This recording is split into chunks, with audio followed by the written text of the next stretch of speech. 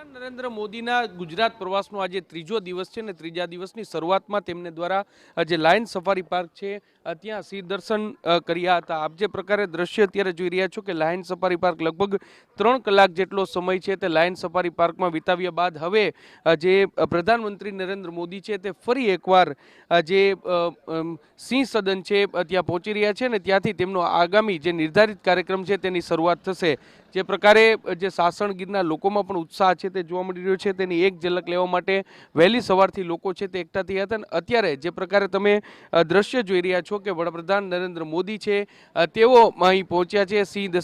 સિંહ સદનમાં તેઓ જશે। સાસણ ગીરમાં તેઓ જે સિંહ દર્શન કર્યા બાદ તેઓ અત્યારે સિંહ સદન પહોંચી રહ્યા છે। તેમના પહેરવેશની વાત કરવામાં આવે તો જે પરંપરાગત જે ફોરેસ્ટ વિભાગની સાસણ ગીરની જે કોટી છે તે કોટી તેમને પહેરી છે અને જે રીતે જે આખો કાફલો તમે જોશો કે જે સફારી છે તે સફારીમાં દેશભરમાંથી જે ફોરેસ્ટ વિભાગના જે અધિકારીઓ આવ્યા છે તે અધિકારીઓ પણ આ સિંહ દર્શન છે તેમાં જોડાયા હતા અને અત્યારે આ કાફલો છે તે સિંહ સદન ખાતે પહોંચી ચૂક્યો છે ને હવે આગામી નિર્ધારિત કાર્યક્રમો છે તે થશે। આજે વિશ્વ વન્યજીવ દિવસ છે અને વિશ્વ વન્યજીવ દિવસની સાથે સાથે રાષ્ટ્રીય વન્યજીવની જે 7મી બેઠક છે તે આજે સાસણગીરમાં મળવાની છે અને આ બેઠક છે તેની હવે તબક્કાવાર શરૂઆત થશે।